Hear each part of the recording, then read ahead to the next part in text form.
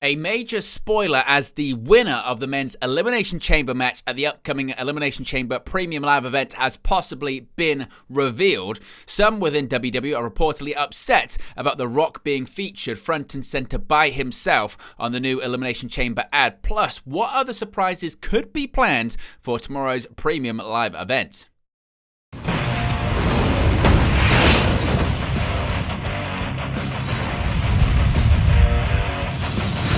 Hey guys, welcome back to Wrestling News 365. Hope everyone is doing very well. As always, there are plenty of news stories to get into in the world of professional wrestling. Let's begin with a major spoiler. Now, of course, if you wish to not be spoiled, feel free to skip ahead. I will give you 5 seconds to do so. 5, 4, 3, 2, 1. You have been warned as the possible winner of the men's Elimination Chamber match at the upcoming Elimination Chamber Premium Live event has possibly been revealed, and it looks like plans possibly have changed.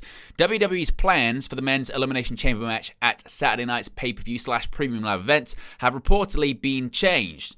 Now, reports have noted that John Cena was scheduled to win the men's chamber match and punch his ticket to an undisputed WWE Championship match with Cody Rhodes at WrestleMania 41, which had been planned since late 2024.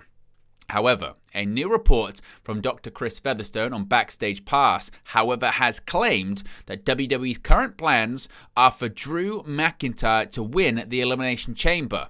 Now, why WWE have opted not to have Cena win the chamber is unknown, but it was noted that the, quote, game plan completely changed, end quote, following The Rock's return on the February 21st episode of Friday Night SmackDown, in which he set up an angle with Cody Rhodes, asking Rhodes to be his champion.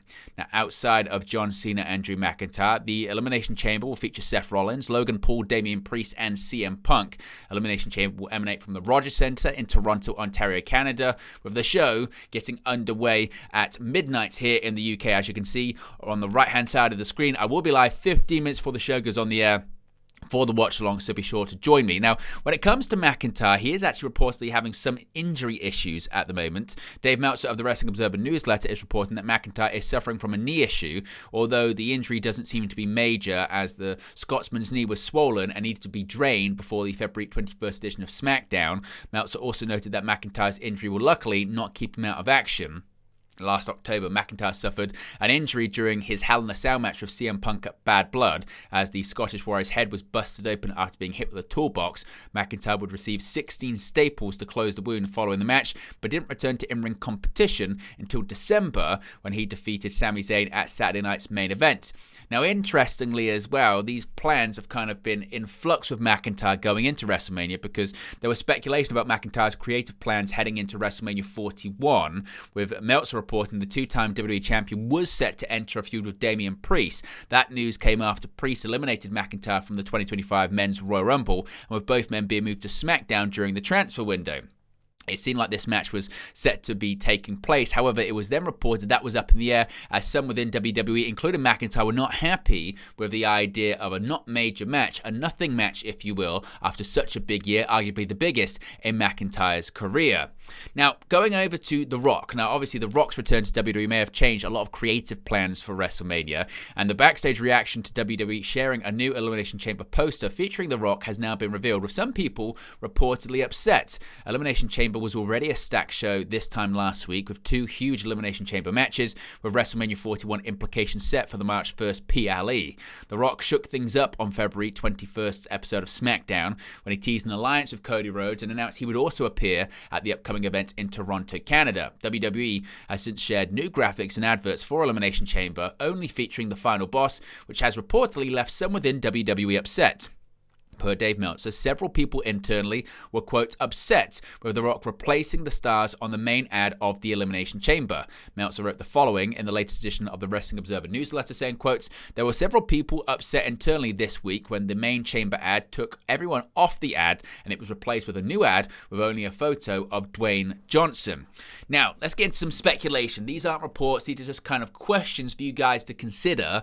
Possible surprises, possible turns, possible creative directions directions going in and out of Elimination Chamber. So let me know your thoughts and reaction to all of this in the comment section below. But as you've seen with the initial report about possibly Drew McIntyre's involvement in the Elimination Chamber, does this mean that McIntyre could be The Rock's plan B? We saw last Friday night on SmackDown, The Rock cut a bit of a rambling promo, a bit of a strange promo where he was both a heel and a babyface, and he spoke to undisputed WWE champion Cody Rhodes, and he said he wanted Rhodes to be his champion. He also said he wanted Rhodes sold. People didn't really know what that meant.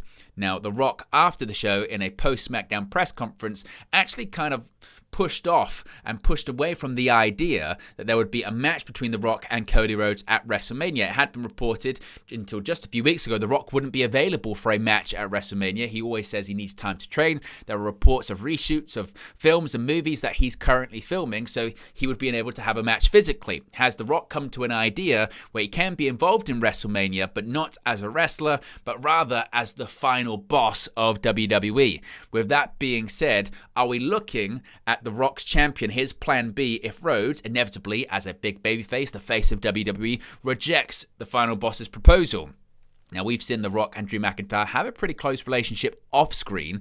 Of course, it was The Rock who revealed that McIntyre had re-signed with WWE. He was gifted a sword. It was revealed on Instagram. We also saw when The Rock was at the Raw Netflix premiere episode earlier this year on January 6th, backstage on The Rock's Instagram Live, he actually was joking around with Drew McIntyre. Is McIntyre going to be The Rock's plan B? Are we going to see Cody Rhodes turn down The Rock earlier on in the evening at the Elimination Chamber, and then The Rock use his sway, his power as the final boss, as a TKO Group Holdings Board of Director member, to actually have McIntyre win and challenge Rhodes at WrestleMania for the undisputed WWE Championship? Now, if that's the case, then what next for John Cena? Many had assumed, of course, that John Cena was going to be the one to win the Elimination Chamber, to go on to face Cody Rhodes at WrestleMania and challenge for his record-breaking 17th WWE World Heavyweight Championship. It felt like the story going into the Royal Rumble was that John Cena was going to win the Rumble and then most likely face Cody Rhodes at WrestleMania in a bit of a passing of the torch moment. Of course, it's Cena's final WrestleMania. It's his last Elimination Chamber. It was his last Royal Rumble. Now, when he didn't win the men's Royal Rumble, and the shocking surprise was Jey Uso winning that match, many assumed Cena is going to win the Chamber match. He's going to face Rhodes. What bigger story could you do than Cena possibly winning his 17th World Championship in WWE, a record-breaking feat? What better place to do it in his final WrestleMania match? Now, it's not going to be his final match, of course, because Cena is going to be retiring officially later on this year. 2025 is the retirement year tour for the Doctor of Thugonomics, the leader of the C Nation, whatever you want to call him. But many had assumed the WrestleMania main event of Night 2 was locked. It was going to be John Cena versus Cody Rhodes, the face of the prior generation, the face of a new generation in WWE. Could Cena win the main event of WrestleMania and become the WWE World Heavyweight Champion for a 17th time? If Drew McIntyre wins this match, do we then have Drew McIntyre versus Cody Rhodes at WrestleMania in the main event, with The Rock's chosen person being Drew McIntyre? Or is it all a swerve? Could we see something we never anticipated before? We haven't seen since 2003, and that's John Cena be a heel in WWE. He's never done it. As his time as the face of WWE, he's never done it. He always says rise above hate. Would he actually succumb to the pressure? The Rock's Hollywood. John Cena has gone Hollywood. Could Cena turn heel, win the Elimination Chamber, and has The Rock taken the soul of Cena and possibly set up a WrestleMania main event with Cody Rhodes? Could that be the case? Or could Cena not be challenging for a world championship at WrestleMania? Could he have a match against someone else, possibly a Roman Reigns or a CM Punk, maybe something like that? Or could we see a situation where Drew McIntyre does win the match, but also somewhere down the line, John Cena does manage to get into the WWE Championship match at WrestleMania, and then you have a triple threat where it's Cody Rhodes defending his championship against the Rock selection, that being Drew McIntyre, and John Cena, who's competing in his last WrestleMania match. Let me know your thoughts about that one as well.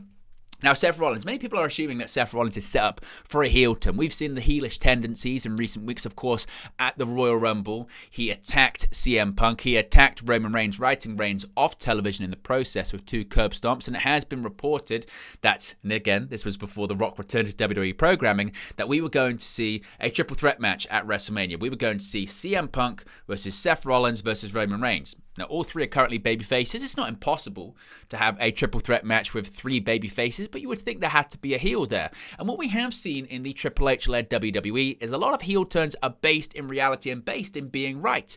Whether it's Drew McIntyre, who rightfully so points out that people are, cheering for Roman Reigns, or they were cheering for Jey Uso, weren't they? And he couldn't believe that people were allowing him and cheering for him and yeeting with him with all that he had done in the bloodline. Whether it's Kevin Owens doing the same thing, turning on Cody Rhodes because he teamed with Roman Reigns, turning once again on Sami Zayn because he teamed with Roman Reigns.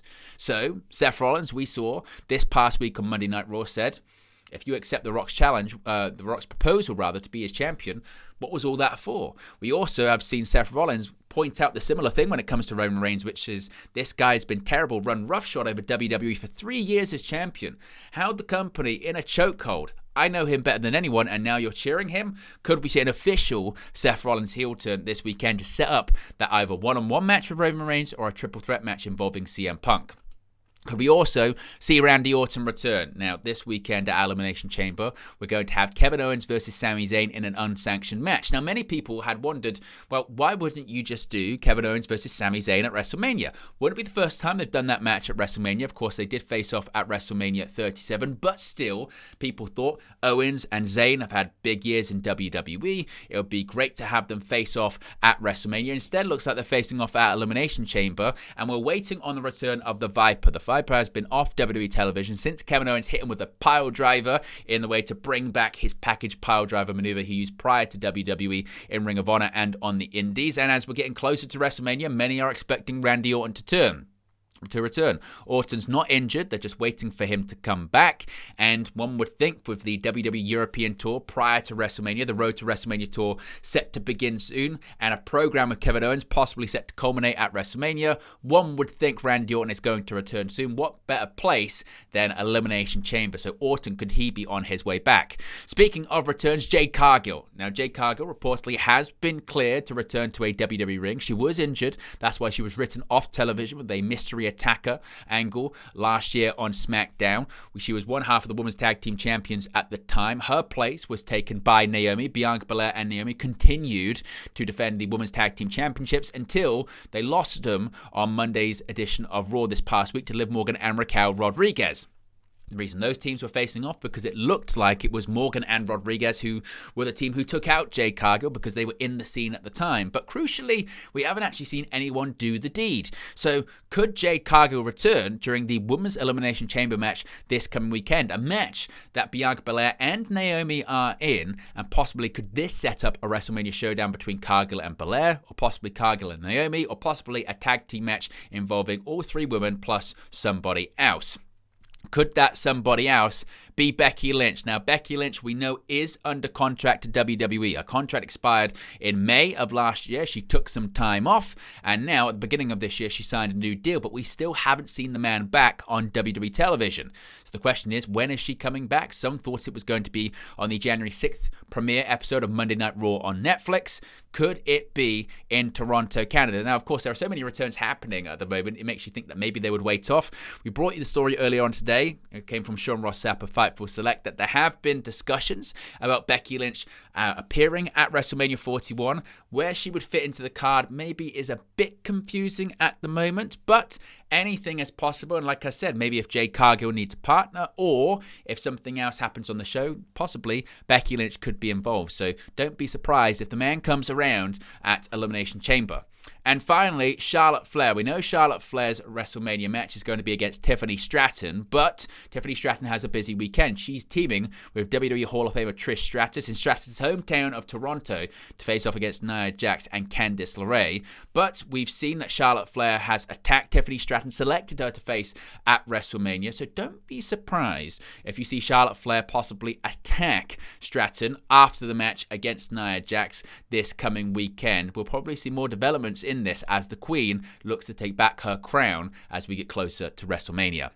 But there you go, guys. Those are the possible surprises and news stories surrounding Elimination Chamber. Let me know your thoughts about it in the comment section below. Be sure to smash a like on the like button. Be sure to subscribe, bottom right-hand corner. A reminder, you can join me live for an Elimination Chamber watch-along 15 minutes before the show goes on the air. You can see it right there in the UK. That's at 11:45 p.m. GMT, and I'll speak to you again very, very soon. Hey guys, thank you for watching, listening, streaming, or however you come across this video today. Be sure to click on the video on the right there to watch our next video, or click the bottom there to subscribe, or the bottom right hand corner. Thank you very much, and I'll speak to you again very soon.